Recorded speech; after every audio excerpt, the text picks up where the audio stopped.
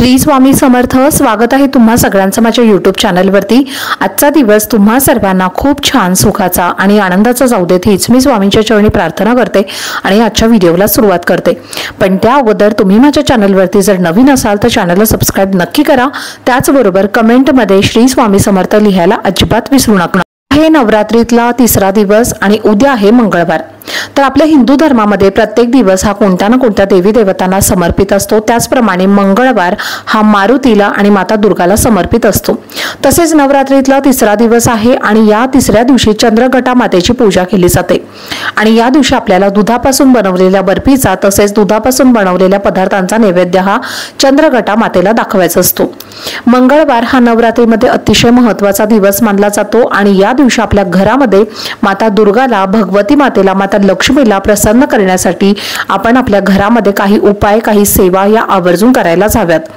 त्यापैकीच मी तुम्हाला आजच्या व्हिडिओमध्ये अतिशय प्रभावशाली उपाय सांगणार आहे आणि त्यामुळे व्हिडिओ स्किप न करता शेवटपर्यंत नक्की पहा, जेणेकरून तुमच्यापर्यंत योग्य ती माहिती पोहोचेल। हा उपाय तुम्हाला उद्याच्या दिवशी मंगळवारी संध्याकाळी कापुरासोबत करायचा आहे। कापुरासोबत तुम्हाला अशी एक वस्तू तुम्हाला तुमच्या घरामध्ये जाळायची आहे। त्यामुळे तुमच्या घरातील नकारात्मक शक्ती, पितृदोष असेल, वास्तुदोष असेल, कर्णीबाधा असेल तर ते सर्व काही प्रकारचे दोष आहेत तर ते सर्व दूर होतील आणि आपल्या घराची, मुलांची, पतीची अगदी भरभरून प्रगती होईल। तर पहा तुम्हाला उपाय हा का करायचा आहे। आता ज्या वेळेला तुमच्या घरामध्ये नकारात्मक शक्ती किंवा इतर प्रकारचे कोणतेही दोष जर तुमच्या घरामध्ये असतील तर तुमच्या घरामध्ये अनेक वारंवार अडचणी येत असतात। आपल्या घरामध्ये मुलं जी असतात तर ती वारंवार आजारी पडत असतात, चिडचिड करत असतात, त्यांची प्रगती खुंटत असते। तसेच घरामध्ये वारंवार कलह होत असतात, भांडणं होत असतात। तसेच घरामध्ये पैसा टिकत नाही, लक्ष्मी प्राप्ती होत नाही, आलेला पैसा हा पाण्यासारखा खर्च होत असतो। तसेच घरामध्ये जो कर्ता पुरुष असतो, जसे की आपले पती जे असतील तर ते एखादा व्यवसाय करत असतील किंवा जर ते नोकरी करत असतील तर तो व्यवसाय त्यांचा व्यवस्थित चालत नाही आणि त्यामुळे तुमच्या घरामध्ये लक्ष्मी येत नाही, लक्ष्मी तुम्हाला प्राप्त होत नाही। ज्या ठिकाणी ते नोकरी करत असतील त्या नोकरीमध्ये त्यांची जर ग्रोथ होत नसेल, त्यांचं प्रमोशन होत नसेल किंवा त्यांची सॅलरी इन्क्रीमेंट होत नसतील तर यासारख्या समस्या ज्या आहेत तर त्या तुम्हाला फेस कराव्या लागतात। त्याचबरोबर तुमच्या घरामध्ये जर तुमची वारंवार चिडचिड होत असेल, वादविवाद होत असतील, कलह होत असतील, नेहमीच तुम्हाला पैशांच्या अडचणी येत असतील किंवा वारंवार तुमच्या समोर संकट येऊन उभे राहत असतील, या सारख्या समस्या ज्या आहेत तर त्या तुमच्या घरामध्ये जर निर्माण होत असतील तर तुमच्या घरामध्ये नक्कीच दोष हे लागलेले असतात। तर या समस्या दूर करण्यासाठी, हे दोष दूर करण्यासाठी, नष्ट करण्यासाठी तुम्हाला हा उपाय मंगळवारच्या दिवशी उद्या संध्याकाळी करायचा आहे। मंगळवार हा घरातले दोष दूर करण्यासाठी अतिशय महत्त्वाचा दिवस मानला जातो। या दिवशी आपण आपल्या घरातील दोष दूर करण्यासाठी जेवढे पण काही उपाय करत असतो तर त्या उपायांचं आपल्याला 100% फळ हे प्राप्त होत असतं। तर पहा तुम्हाला हा उपाय करण्यासाठी जेव्हा तुम्हाला वेळ मिळेल तर बघा, संध्याकाळी 6 वाजल्यानंतर तुम्ही रात्री 12 वाजेपर्यंत तुम्ही हा उपाय केव्हाही करू शकता। आता हा उपाय करण्यासाठी तुम्हाला काय काय लागणार आहे तर तुम्हाला 9 लवंग घ्यायचे आहेत। 9 लवंग ज्या आहेत तर त्या तुम्हाला व्यवस्थित पाहून घ्यायच्या आहेत, अखंड घ्यायच्या आहेत, तुटलेल्या फुटलेल्या लवंगा घ्यायच्या नाहीये। तर लवंगाला ज्या फुलं असतात तर अशा 9 लवंगा तुम्हाला घ्यायच्या आहेत। आता तुम्हाला त्यानंतर तमालपत्र घ्यायचे आहे आणि वेलची सुद्धा घ्यायची आहे। तमालपत्र सुद्धा म्हणजे जो तेजपत्ता असतो, जो आपण मसाल्यामध्ये वापरत असतो तर तो सुद्धा तुम्हाला व्यवस्थित बघून घ्यायचा आहे। तो जो पत्ता असतो म्हणजे तेजपत्ता असतो तर तो फाटलेला किंवा मोडलेला नसावा। तर अशा पद्धतीने तुम्हाला तो व्यवस्थित पाहून घ्यायचा आहे। तर या 3 वस्तू तुम्हाला घ्यायच्या आहेत आणि यासोबतच तुम्हाला 9 कापराच्या वड्या सुद्धा घ्यायच्या आहेत। कापराच्या वड्या तुमच्याकडे जर भीमसेनी कापूर असेल तर भीमसेनी कापूर तुम्ही नक्की घ्या। भीमसेनी कापराचे अनेक फायदे आहेत, वारंवार तुम्हाला मी प्रत्येक व्हिडिओमध्ये सांगत असते।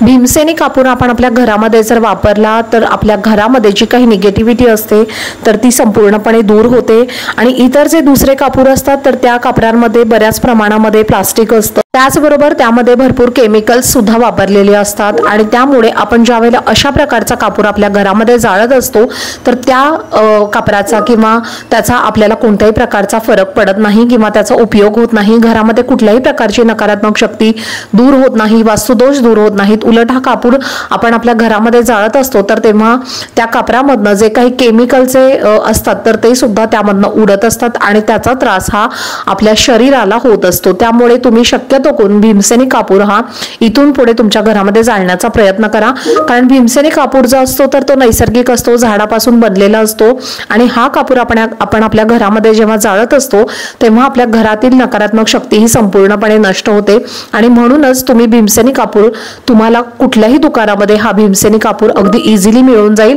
त्यामुळे तुम्ही शक्यतो करून भीमसेनी कापूर हा वापरण्याचा आवर्जून प्रयत्न करा।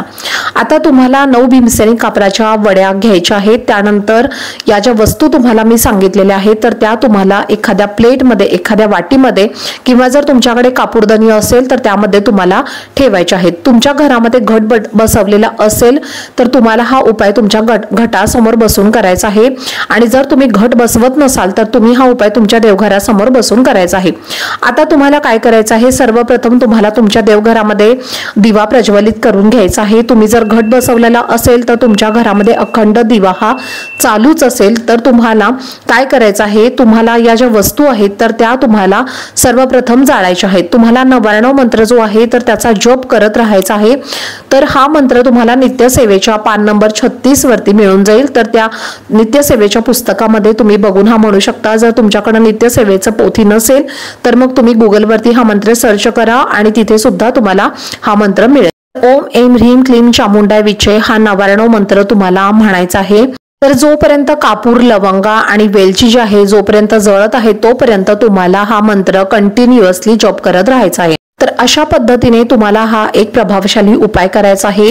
आता हे जे वस्तू आहेत तर त्या जळल्यानंतर या वस्तू ज्या आहेत तर त्या तुम्ही तुमच्या तुम्ही याच्यामध्ये पाणी टाका आणि त्या वस्तू ज्या आहेत तर त्या तुम्ही झाडाच्या खाली टाकून देऊ शकता किंवा तुम्ही याच्यामध्ये पाणी टाका आणि ह्या वस्तू ज्या आहेत तर त्या तुम्ही तुमच्या वॉशरूम मध्ये किंवा बेसिन मध्ये टाकल्या तरीही चालेल।